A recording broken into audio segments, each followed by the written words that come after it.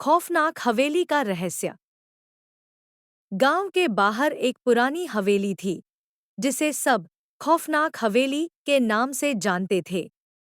हवेली के बारे में कहा जाता था कि वहां अंधेरी रातों में डरावनी आवाजें आती थीं, और जो भी वहां जाने की हिम्मत करता, वह लौट कर नहीं आता। गांव वाले मानते थे कि हवेली में एक आत्मा भटकती है, जिसका दुख हमेशा उसे तड़पाता है। एक शरारती लड़की, राधिका, जो अपनी सहेलियों के साथ नई रोमांचों की खोज में थी, ने हवेली का रहस्य जानने का निर्णय लिया।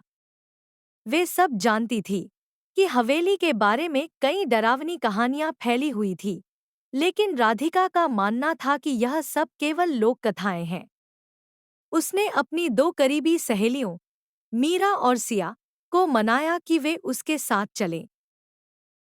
रात के 10 बजे, जब चांद आसमान में चमक रहा था और चारों ओर एक सन्नाटा फैला था, वे सब हवेली की ओर बढ़ी। हवेली का दरवाजा जंग खा चुका था, और उसके चारों ओर जंगले और बबूल के पेड़ थे, जैसे समय ने उसे निगल लिया हो। राधिका ने दरवाजा खटखटाया। दरवाजा अपने आप खुल गया, मानो हवेली उन्हें आमंत्रित कर रही हो। सबने डर के मारे एक दूसरे का हाथ कसकर पकड़ा। हवेली के अंदर पथरीली दीवारें, टूटे फर्नीचर और धूल से भरे कोने थे।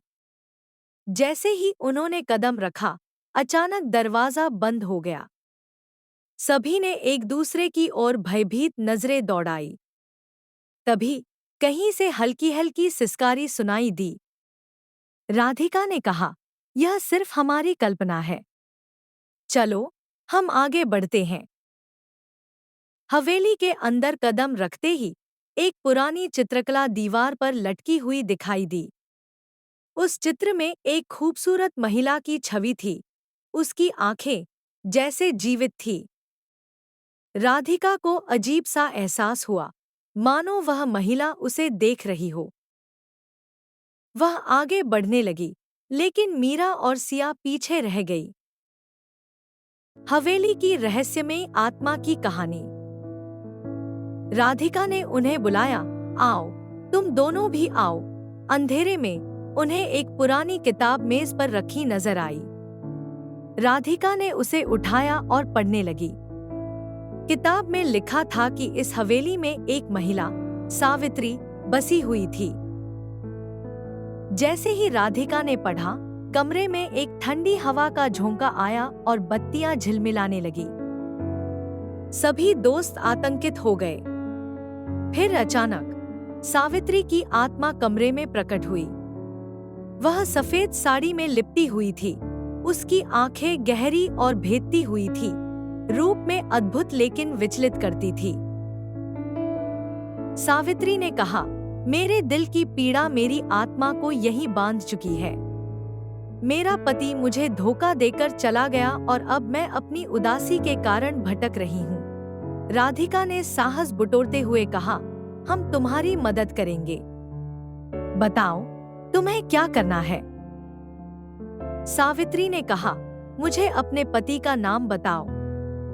मैं उसके प्रति अपनी भावना को पूर्ण करना चाहती हूँ। सभी ने एक दूसरे को देखा। फिर मीरा से कहा, क्या यह रामेश्वर है? जैसे ही नाम लिया गया, सावित्री अचानक चौंकी। हाँ, वह है, वह चीखने लगी। मुझे उसकी सच्चाई जाननी है। राधिका ने कहा, हम तुम्हें उसके पास ले चलेंगे। सभी ने अपने मन में एकता की भावना महसूस की। वो सब हवेली के पीछे एक पुरानी कुएं के पास गए। कुएं का पानी काला और गंदा था, लेकिन सावित्री ने कहा, कृपया मुझे उसके पास जाने दो। राधिका ने एक मोमबत्ती जलाने का निर्णय लिया और सावित्री का नाम लेकर कुएं में झांका। तभी एक ठंडी हवा ने सभी को घेर लिया और अंधेरा छा गया।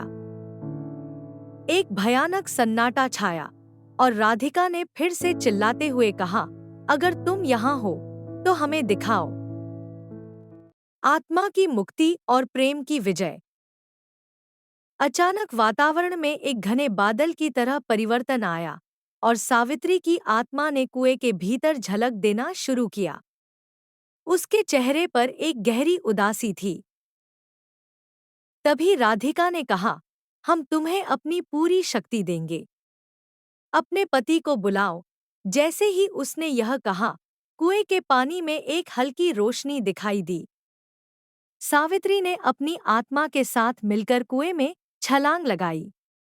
एक क्षण के लिए सब अंधकार में डूब गए और फिर अचानक कुएं के पानी में एक उज्जवल प्रकाश फैला। सभी मित्रों ने सावित्री की आत्मा को ऊपर उठते हुए देखा। उसकी आंखों में शांति थी। राधिका और उसकी सहेलियां एक दूसरे का हाथ थामे हुए थे। सावित्री ने कहा, धन्यवाद, अब मैं स्वतंत्र हूं। हवेली की अनसुलझी कहानी खत्म हो चुकी थी। अब वह हवेली अब शांति में थी।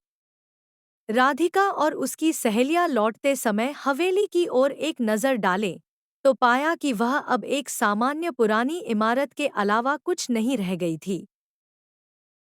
गांव में लौटकर उन्होंने अनुभव साझा किया कि कैसे सावित्री ने उनकी मदद से शांति पाई। अब गांव वालों ने हवेली की खौफनाक कहानियों को सुनकर केवल एक सादे खिंचाव से भर लिया।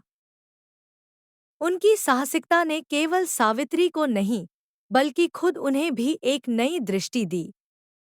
कभी-कभी अंधेरी कहानियों में भी छिपा होता है सच्चा प्रेम और मुक्ति।